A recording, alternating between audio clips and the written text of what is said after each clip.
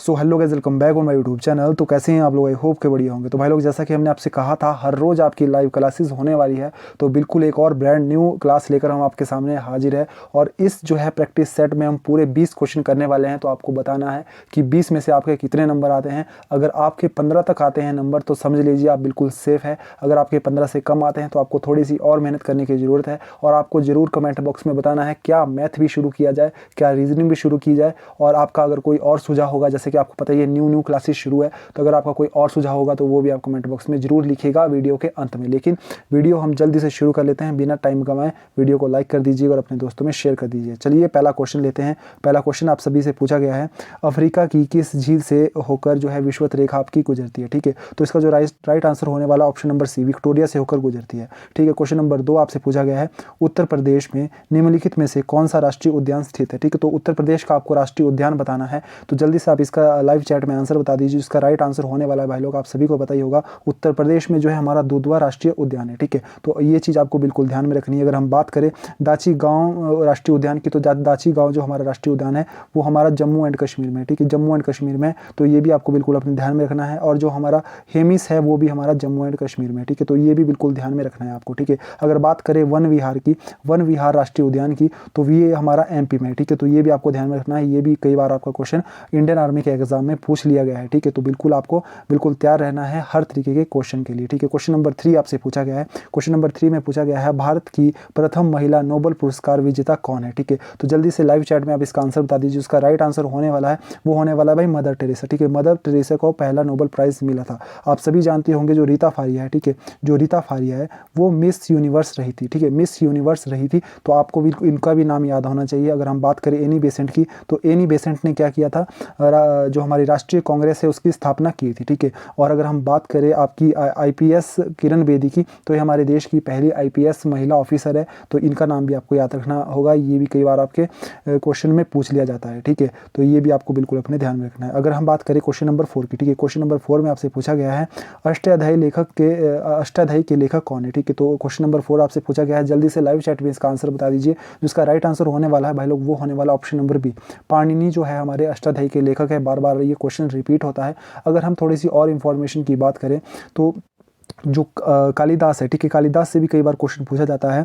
तो कालिदास जो है, कालिदास ने अभिज्ञान शकुंतलम जो है साहित्य लिखा था। तो ये भी बिल्कुल अपने ध्यान में रखना है, काफ़ी ज़्यादा इंपॉर्टेंट क्वेश्चन है। ठीक है, कालिदास से भी बहुत ज़्यादा क्वेश्चन आपके एग्जाम में पूछे जाते हैं। ठीक है, अगर हम बात करें क्वेश्चन नंबर 5 की, क्वेश्चन नंबर 5 में आपसे पूछा गया है भाई लोग, क्वेश्चन नंबर 5 में पूछा गया, निम्नलिखित में से दिल्ली की प्रथम तथा अंतिम मुस्लिम महिला शासिका कौन थी। तो आप सभी को पता ही होगा, बहुत ईजी क्वेश्चन है। रजिया सुल्तान जो है दिल्ली की पहली प्रथम तथा अंतिम महिला शासिका थी। ठीक है, लक्ष्मीबाई को आप सभी जानते हैं। जो लक्ष्मीबाई थी वो हमारी मतलब फ्रीडम फाइटर थी। ठीक है, इन्होंने मतलब अंग्रेजों से लड़ाई की थी। आप सभी को पता ही है, कानपुर में जो इनका जन्म हुआ था। उसके बाद इनका जो एक निक नेम है वो भी आपको ध्यान रखना है, इन्हें जो है मनु कहकर पुकारा जाता था। ठीक है, तो ये भी आपसे कई बार पूछ लिया जाता है कि लक्ष्मीबाई का घर का नाम क्या था, उन्हें क्या कहकर पुकारा जाता था। तो ये भी आपको बिल्कुल क्वेश्चन ध्यान में रखना था, लक्ष्मीबाई को मनु कहकर पुकारा जाता था।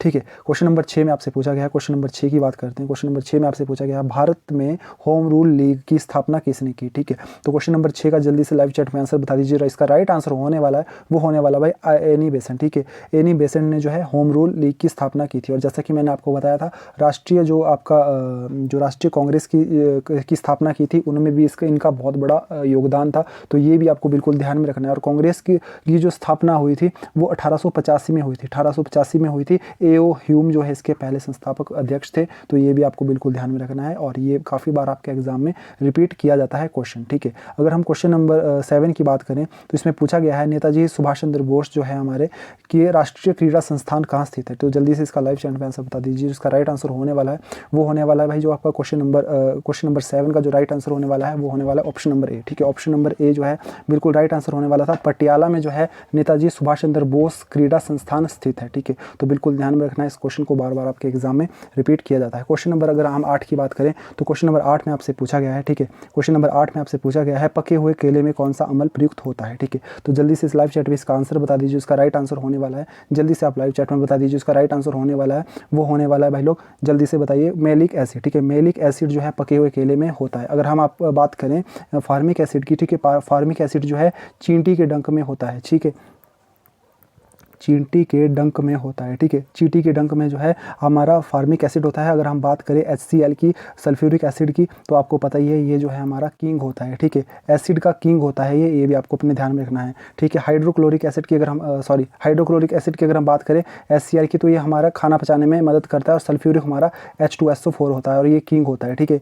एसिड का किंग होता है ये, ठीक है, एसिड का, ठीक है। तो ये बिल्कुल ध्यान में रखना है। और जो HCl होता है वो खाना पचाने में हमारी मदद करता है, ठीक है, खाना पचाने में मदद करता है। तो ये बिल्कुल ध्यान में रखिएगा, क्वेश्चन बार बार आपके क्वेश्चन रिपीट हो जाता है ये भी, ठीक है। अगर हम क्वेश्चन नंबर 9 की बात करें, क्वेश्चन नंबर 9 में आपसे पूछा गया है ग्रैमी पुरस्कार किस क्षेत्र में उल्लेखनीय योगदान हेतु दिया जाता है। तो आपको बताना है, जैसा कि कल भी ये क्वेश्चन आया था, तो आपको आज ये क्वेश्चन पता होना चाहिए। क्वेश्चन नंबर 9 का जो राइट आंसर होने वाला है, ग्रैमी पुरस्कार हमें संगीत के क्षेत्र में मिलता है, ठीक है। अगर हम लिटरेचर की बात करें तो इसमें काफ़ी सारे आपको प्राइज़ मिलते हैं, लेकिन एक इसमें काफ़ी मेन होता है जिसे साहित्य अकेडमी प्राइज़ बोलते हैं, ठीक है। तो ये भी जो है आपका आंसर होने वाला है। अगर हम बात करें जर्नलिज्म की, ठीक है, पत्रकारिता के क्षेत्र में, आपको कल मैंने बताया था पुलित्ज़र पुरस्कार, ठीक है, पुलित्ज़र पुरस्कार, ठीक है, ये आपका पत्रकारिता के क्षेत्र में दिया जाता है। अगर हम बात करें खेल के क्षेत्र में, तो खेल के क्षेत्र में आपको जो है दिया जाता है ध्यानचंद, ठीक है, ध्यानचंद पुरस्कार दिया जाता है। और एक जो आपका एक और पुरस्कार है वो है अर्जुन पुरस्कार, ठीक है। तो ये भी आपको अपने ध्यान में रखना है, ठीक है। क्वेश्चन नंबर 10 की ओर से बढ़ते हैं भाई। क्वेश्चन नंबर 10 में आपसे पूछा गया है, क्वेश्चन नंबर 10 में पूछा गया है भूटान का राष्ट्रीय खेल कौन सा है। तो भूटान का राष्ट्रीय खेल आप बता दीजिए जल्दी से, लाइव चैट पे इसका आंसर बता दीजिए। ये भी काफ़ी इंपॉर्टेंट क्वेश्चन है, आपके बार बार एग्जाम में पूछा जाता है। जो इसका राइट आंसर होने वाला है वो होने वाला है ऑप्शन नंबर बी, ठीक है। तीरंदाजी जो होती है वो हमारी भूटान का राष्ट्रीय खेल होता है, ठीक है।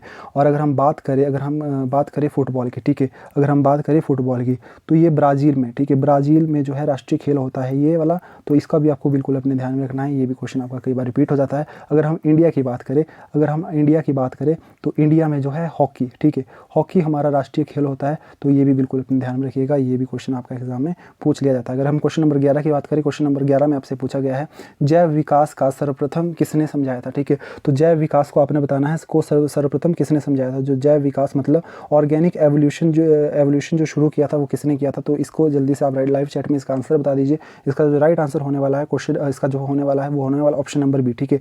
लैंडमार्क जो थे उन्होंने जो है ऑर्गेनिक एवोल्यूशन की जो है शुरुआत की थी, उसको एक्सप्लेन किया था, ठीक है। तो ये भी आपको क्वेश्चन है, बिल्कुल पता होना चाहिए। अगर हम न्यूटन की बात करें तो न्यूटन को आपको पता है जो इसके 3 प्रिंसिपल होते हैं, ठीक है, 3 प्रिंसिपल होते हैं। तो आपको वो तीनों प्रिंसिपल याद होने चाहिए। और जो इसके तीनों प्रिंसिपल भी कई बार आपके एग्जाम में पूछ लिए जाते हैं, ठीक है। क्वेश्चन नंबर 12 की ओर बढ़ते हैं। क्वेश्चन नंबर 12 में आपसे भाई लोग पूछा गया है भारतीय जनता पार्टी के गठन के पश्चात प्रथम अध्यक्ष कौन थे, ठीक है। तो बीजेपी के फर्स्ट जो है अध्यक्ष कौन थे, प्रेसिडेंट कौन थे, वो आपको बताना है। तो जल्दी से लाइव चैट पे इसका आंसर बता दीजिए। जिसका राइट आंसर होने वाला आप सभी को पता ही होगा, अटल बिहारी वाजपेयी, ठीक है। अटल बिहारी जो वाजपेयी है उन्होंने बीजेपी की शुरुआत की थी। तो ये क्वेश्चन भी आपको बिल्कुल पता होना चाहिए। अगर हम बात करें क्वेश्चन नंबर 13 की, क्वेश्चन नंबर 13 में आपसे पूछा गया है भारत की सबसे लंबी सहायक नदी कौन सी है। भारत की सबसे लंबी सहायक नदी कौन सी है। तो जल्दी से इसका आंसर बता दीजिए। जिसका राइट आंसर होने वाला है वो होने वाला ऑप्शन नंबर सी, ठीक है। तो यमुना सबसे लंबी सहायक नदी आप सभी को पता ही होगा और ये भी काफ़ी ज़्यादा इंपॉर्टेंट क्वेश्चन है। अगर हम बात करें क्वेश्चन नंबर 14 की, क्वेश्चन नंबर 14 में आपसे पूछा गया भाई लोग हरेक वंश का जो है शासक अजातशत्रु किसका पुत्र था, ठीक है। तो जल्दी से लाइव चैट पे इसका आंसर बता दीजिए। जिसका राइट आंसर होने वाला है वो होने वाला है बिंबिसार, ठीक है। बिंबिसार जो है हरेक वंश शासक का जो अजातशत्रु का पुत्र था, ठीक है। मतलब हरेक वंश का जो शासक था अजातशत्रु किसका पुत्र था। तो बिंबिसार का जो पुत्र था वो था अजातशत्रु। ये भी आपको बिल्कुल ध्यान में अपने बात रखनी होगी, ठीक है। और अगर हम बात करें क्वेश्चन नंबर 15 की, क्वेश्चन नंबर 15 में आपसे पूछा गया है who is the known of the perk of Siberia, ठीक है। तो पर्क ऑफ साइबेरिया आपको बताना है किसे पर्क ऑफ साइबेरिया कहा जाता है, ठीक है। तो इसका जो राइट आंसर होने वाला है वो होने वाला भाई लोग ऑप्शन नंबर ए, ठीक है। ऑप्शन नंबर ए आपका बेकाल झील को, ठीक है। पर्क ऑफ साइबेरिया कहा जाता है बेकाल झील को।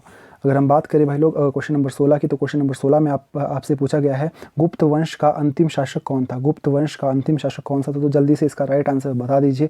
जिसका राइट आंसर होने वाला है भाई लोग गुप्त वंश का जो अंतिम शासक था वो कुमार गुप्त था, ठीक है। अगर हम बात करें इसका फर्स्ट शासक की, ठीक है, फर्स्ट शासक जो हमारा अगर हम बात करें तो श्रीगुप्त, ठीक है। श्रीगुप्त जो है फर्स्ट शासक था गुप्त वंश का, ठीक है। तो ये भी बिल्कुल अपने ध्यान में रखिएगा बात, काफ़ी ज़्यादा इंपॉर्टेंट क्वेश्चन है, बार बार पूछ लिया जा सकता है, ठीक है। क्वेश्चन नंबर 17 की अगर हम बात करें, सूर्य के बाद पृथ्वी में सबसे जो निकट तारा होता है वो कौन सा होता है? तो सूर्य के बाद जो निकट तारा सबसे नज़दीक होता है सूर्य के, वो होता है भाई लोग ऑप्शन नंबर बी, ठीक है, प्रॉक्सिमा सेंचुरी, ठीक है। तो ये भी आपको क्वेश्चन पता होना चाहिए, ठीक है। अगर हम बात करें क्वेश्चन नंबर 18 की, क्वेश्चन नंबर 18 की अगर हम बात करें, क्वेश्चन नंबर 18 में आपसे पूछा गया है झंडा गीत किसने लिखा था? तो जल्दी से लाइव चैट में इसका आंसर बता दीजिए। जो हमारा झंडा गीत था वो हम अगर आपको बताएं तो श्याम गुप्त पार्षद, ठीक है, इन्होंने जो है झंडा गीत लिखा था, ठीक है। क्वेश्चन नंबर 19 की ओर बढ़ते हैं। क्वेश्चन नंबर 19 में आपसे पूछा गया है राजा रानी किस राज्य में स्थित है? राजा रानी मंदिर किस राज्य में स्थित है? तो इसका भी लाइव चैट में आप जल्दी से आंसर बता दीजिए। काफ़ी ज़्यादा इंपॉर्टेंट क्वेश्चन है, बार बार आपके एग्जाम में रिपीट कर लिया जाता है, ठीक है। इसका जो राइट आंसर होने वाला है वो होने वाला है भाई लोग ओडिशा, ठीक है। काफ़ी बार आपके एग्जाम में पूछा जाता है। अगर हम बात करें तमिलनाडु की, ठीक है, तमिलनाडु की अगर हम बात करें तो कामाक्षी मंदिर, ठीक है, कामाक्षी मंदिर यहाँ का बिल्कुल फेमस मंदिर है, इसको भी ध्यान में रखिएगा। अगर हम बात करें केरल की, ठीक है, तो ये भी इसमें आपको बिल्कुल कंफ्यूज नहीं होना है, इसमें कामाक्षा मंदिर फेमस है, ठीक है। कामाक्षा और कामाक्षी में आपको कंफ्यूज नहीं होना है, बिल्कुल ये चीज़ आपको अपने ध्यान में रखनी है। अगर हम क्वेश्चन नंबर 20 की ओर बढ़ते हैं, क्वेश्चन नंबर 20 में आपसे पूछा गया है निम्नलिखित स्थानों में से कौन सा भारतीय फुटबॉल के मक्का के नाम से जाना जाता है? तो फुटबॉल का हब बताना है आपको कि कौन सा फुटबॉल का हब है, कहाँ सबसे ज़्यादा फुटबॉल खेला जाता है, मतलब फुटबॉल का मक्का, ठीक है। तो इसका जो राइट आंसर होने वाला आप सभी को पता ही है कोलकाता, ठीक है। कोलकाता को जो है फुटबॉल के मक्का के नाम से जाना जाता है, ठीक है। आगे बढ़ते हैं भाई लोग, जैसा कि हम आपको बता चुके हैं कि 20 क्वेश्चन आपसे जीके और जीएस के पूछे गए हैं, तो आप जल्दी से बता दीजिए लाइव चैट में कि 20 में से आपके कितने सही हुए हैं, ठीक है। 20 में से कितने सही हुए हैं, ये जो है आपका बोनस क्वेश्चन है, ठीक है, ये आपका बोनस क्वेश्चन है। तो जल्दी से बता दीजिए कि 20 में से आपके कितने सही हुए हैं। अगर आपको 15-16 तक अगर आप स्टैंड करते हैं तो आपका बहुत अच्छा बेस तैयार है, ठीक है, आप बिल्कुल तैयार है एग्जाम के लिए। अगर हम बात करें क्वेश्चन नंबर बोनस की, क्वेश्चन नंबर बोनस में आपसे पूछा गया है भारतीय जो मानव शरीर की सबसे बड़ी ग्रंथि कौन सी होती है? तो जल्दी से लाइव चैट पे इसका भी आंसर बता दीजिए। जिसका राइट आंसर होने वाला है वो होने वाला है लीवर, ठीक है। लीवर जो है भारतीय जो हमारा शरीर होता है उसकी सबसे बड़ी ग्रंथि होती है, और पिट्यूटरी ग्रंथि हमारे जो है मस्तिष्क से जुड़ी होती है। ये भी आपको कई बार क्वेश्चन पूछ लिया जाता है एग्जाम में, तो ये भी आपको बिल्कुल अपने ध्यान में रखनी है बात, ठीक है। और कोई भी सुझाव हो, कोई भी अगर आपको मैथ का सोल्यूशन चाहिए, अगर आपको मैथ की क्लासेस कंटिन्यू चाहिए, चैप्टर वाइज चाहिए, किसी भी तरीके का सुझाव आप जरूर कमेंट बॉक्स में पूछिए दीजिएगा, और वीडियो को लाइक करके अपने दोस्तों में शेयर कीजिएगा। मिलेंगे किसी और वीडियो में, इसी के साथ जय हिंद जय भारत।